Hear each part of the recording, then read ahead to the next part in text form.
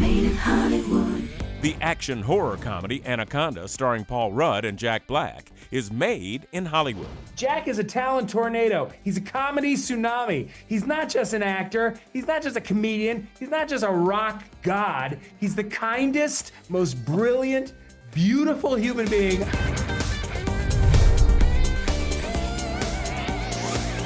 Made in Hollywood. Also on today's show, the psychological thriller The Housemaid stars Sydney Sweeney and Amanda Seyfried. That's what I love about these characters, is that they have a giant fire within them to survive, and because they are trapped in certain ways. Plus, Channing Tatum and Kirsten Dunst star in the comedy Roofman. The comedic mystery Clue features Leslie Ann Warren and Colleen Camp, and the musical drama Song Sung Blue is directed by Craig Brewer. This week on Made in Hollywood. Made in Hollywood.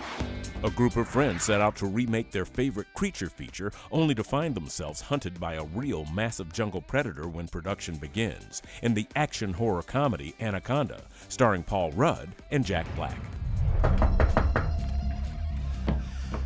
I don't want to wait, man.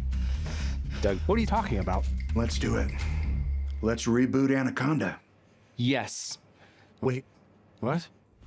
So my reaction was just giddiness. I loved it. I thought it was really funny, really original. It was such a fun read that I actually went back and just read it again. And I also knew that it was made by the guys that did The Unbearable Weight of Massive Talent, which was a movie that I loved. One of the things that I loved about that movie was it was very clever and self-aware. That was a big reason. I was like, dude, if we can make a movie that's half as compelling and funny and interesting as Unbearable Weight of Massive Talent, then sign me up. What does it cost to get this thing made? $2.5 million. We've approved a loan for up to $9,400. Yes. Knowing that Jack and Paul and Steve were doing the movie was just like, are you joking? This is like bucket list, huge bucket list. Claire, you and I will star in it. I love you, Derek. Kenny, you shoot it. Here we go. Doug, you direct. Action! For me, it was a complete throwback to when Jack and Paul and I did movies. You just don't make them like this anymore. What a thrill to go out and do something so silly and ridiculous and absurd with the production value and budget that was up here. Yeah. Just unheard of. Unheard of. Now, we need to find the snake for our snake movie. What was that noise? It's insane, the amount of improvising. I mean, the script is great, and Tom and Kevin were great about they would come in and give us stuff and Extra and stuff. go up, and then they would be off, in the studio watching the monitors laughing. I was terrified because I'm like all about research and stick to the script and the dialogue. Suddenly to be told you can do whatever you like, improvise, and whatever you bring, we are grateful for it. Like, really? We came here to make Anaconda. Now we are in it. I've always felt like me and Paul would be great together, and I've been a huge fan of his, as he knows. I tell him. And I tell him, it's the same. It's like, it actually makes people uncomfortable how much Jack and I fawn over one another. There's snakes around here. I can feel it. What does it feel like? I don't know. It's just very snaky. Is that like a technical term?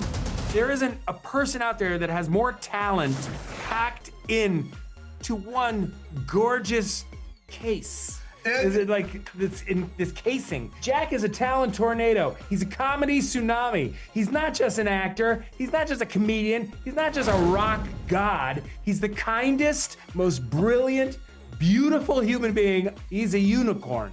And so anytime this comes around, I'm ready to jump on those coattails like that.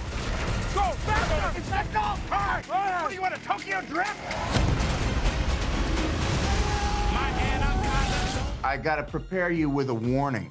If you are susceptible to jump scares, if you are terrified easily, if you have a heart condition, don't see this movie because it is legit scary. And it also, if you have an aversion to laughter, if something makes you laugh too hard and you might pass out, do not go to this movie. It is huge laughs and huge scares. If you're pregnant, do not see this movie. If you don't want to get pregnant, don't see this movie. It's true, because it has both of those effects. People, it's a weird thing. People have been impregnated at some test screenings. You have been warned. Who the hell is that?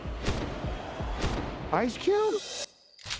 You're gonna need that. Oh, sure, of course. I got another one. Respect. My Anaconda don't want none unless you got. In the thriller The Housemaid, starring Sydney Sweeney and Amanda Seyfried, a young woman's new position inside a wealthy household draws her into a seductive web of power and dangerous secrets. Hi, Melanie. Hi, Mrs. Winchester. Please call me Nina. Come on in.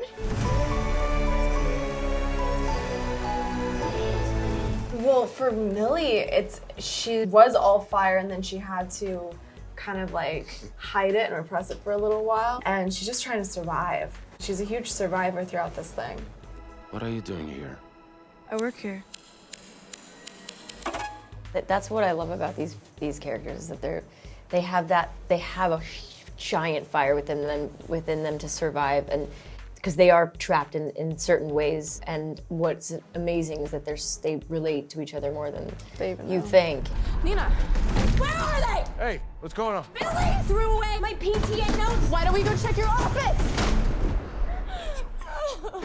There's not a lot of characters that you get to play like that have such polar opposite aspects of their personality that they're consciously putting out there at times to manipulate and misguide, essentially gaslighting everybody. I do not know how he puts up with her. He's a hot ant.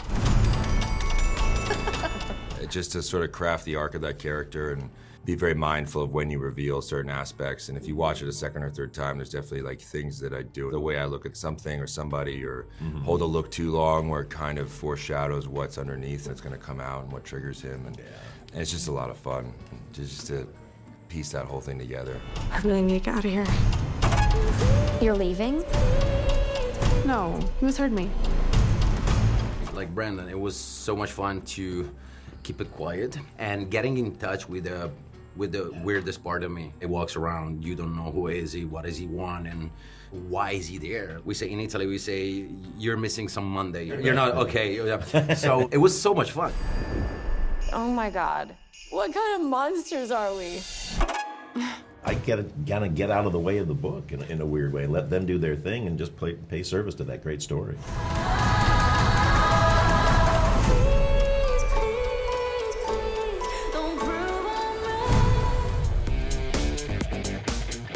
Coming up, Channing Tatum and Kirsten Dunst star in the comedy Roofman, and the comedic mystery Clue features Leslie Ann Warren and Colleen Camp. To find out where to watch any movie, check out MoviePhone.com. Find it, watch it. This was a true love story. They really fell in love. Made in Hollywood.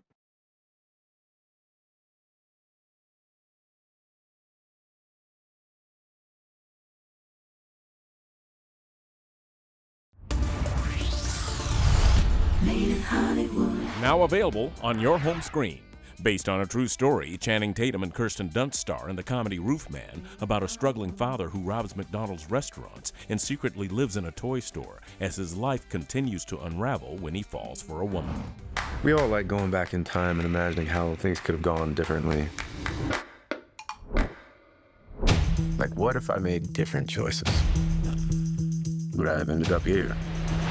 It's been 6 months and still no leads on the whereabouts of the escaped convict known as the Roofman. I was not aware of the actual story, even though I was from over the East Coast in the South. He's 10 years older than me, so I was probably pretty young when it came up. But in talking to Derek about it, you know, the script is incredible. You know, the script feels like fiction, and it's just not. Good morning, team. No, don't be scared. Kind of like I was not good at hurting people. Dwayne, get your coat. I don't have one. Are you serious? Here. There's one thing to like want to do it, and there's another thing to actually pull it off. And the guys, you know, talking to him, you realize he's very, very smart. Had all these questions, and I ended up throwing them all. I didn't have to ask any of them because he kind of took care of me on the phone. And by the end of it, you just end up loving the guy. And I genuinely like this man, and I care about him, and I hope he gets out and earlier than what he should. I personally don't think he should have gotten that many years. Find a safe place to hide for a few months. He's a very smart individual, super intelligent. You're just the man I want to see. You like peanut M&Ms, right? 'Cause we're missing a lot. You have any idea why? This was a true love story. They really fell in love. So I wanted to tell that in a very authentic way with having two girls to worry about and knowing that like this experience for her was truly an adventure. I wanted to invite you to my toy drive. We sell toys here, we don't give them away. Wow. I would like to introduce you to someone who made a generous toy donation. That's so kind of you. The way he sets the tone on set for you, he just cares so much. And there's no ego in that relationship. And so it lends itself to a really honest, real performance. And that's why his movies and shows, you feel it deeply. It doesn't feel like acting. Police believe the Roofman may still be in the area. What the? Oh my God! Just went for a walk with him, and I don't know. I just genuinely love him as a human and as a creator. Really nice. If we never make another movie, I hope we just get to hang out a lot because I learn something every time I'm around him. I want to make another movie with you. I hope I get to, but I would also come and just like hang out on set. Who do you want to be, Jeff?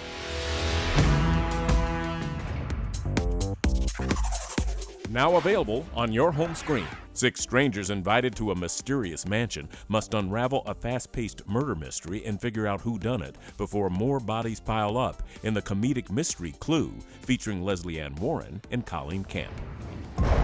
I demand to know what's going on. Why have we been dragged up here to this horrible place? Ladies and gentlemen, may I present Mr. Body? He's the one who's blackmailing you all. Well, the sort of good news in a strange way is that I read it as a script for film. I had not ever played the board game.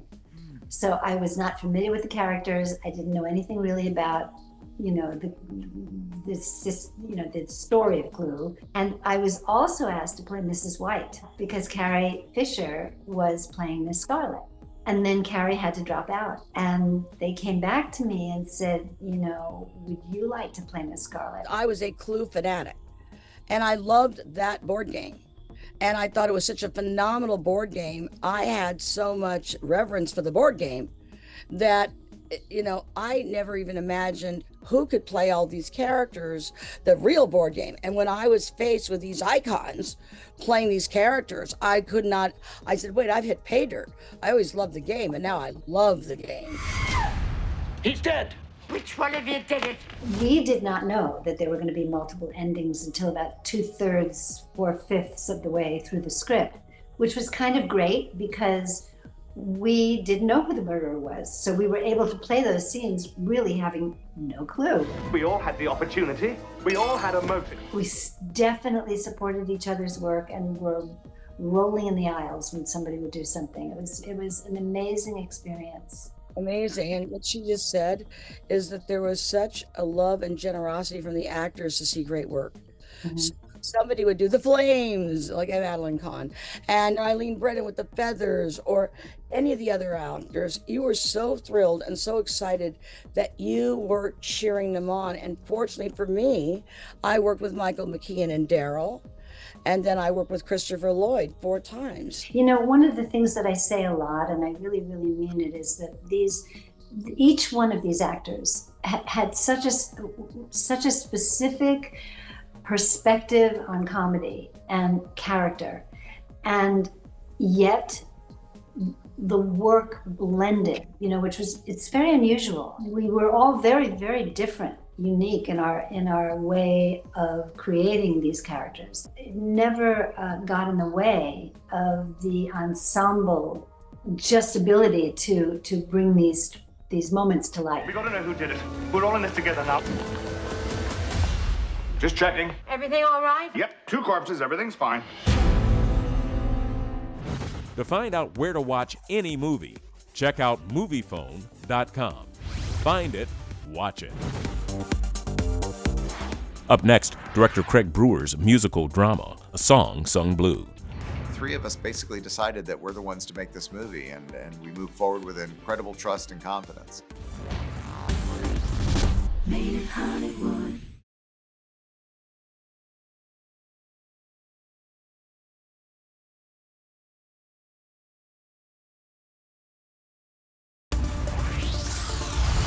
Made in Hollywood. In the musical drama Song Sung Blue, directed by Craig Brewer, two down-on-their-luck musicians form a Neil Diamond tribute band and discover love, purpose, and redemption in the process. I'm not a songwriter, I'm not a sex symbol, but I am an entertainer.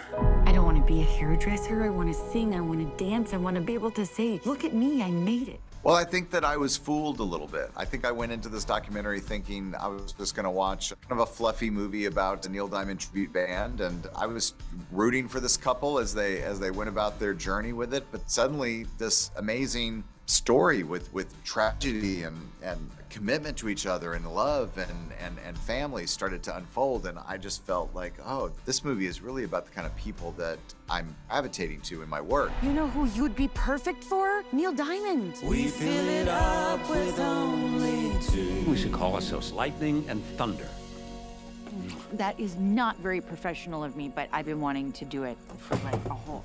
And I just thought that this story, I felt, you know, if someone would trust me enough to do this, that you can actually take all the music of Neil Diamond, all the lyrics that I think are about being isolated, about being lost and trying to find your way, and put it into a movie that's really inspiring. Sold out shows. What's a Pearl Jam? You don't know who Pearl Jam is? I guess we're opening for Pearl Jam. I got a text from Q saying Kate is Claire, Claire is Kate. Check out this interview that she's doing on television. She was tearing up because she was at a different place in her life. Her son was going off to college. And I was like, well, that can't be right. I remember when that boy was like a baby or a toddler. And then it suddenly hit me. It's like, yeah, Craig, we're older. We've had marriages, we've had divorces, we've had life. We've had a lot of stuff happen to us since you last saw Kate. And I also saw that she wanted to sing. I wouldn't say leave Hollywood behind, but she was gonna really take a break and start writing songs and going on tour and playing gigs. And I thought, like, is it just me, or is Kate basically auditioning for this movie without even knowing about it? The three of us basically decided that we're the ones to make this movie, and we move forward with incredible trust and confidence. Are you good? Are you ready? It was huge, baby. Stay tuned, there's more coming up on Made in Hollywood. Made in Hollywood.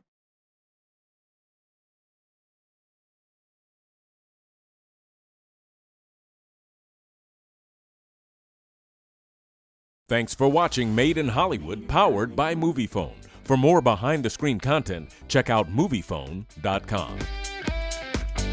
Made in Hollywood.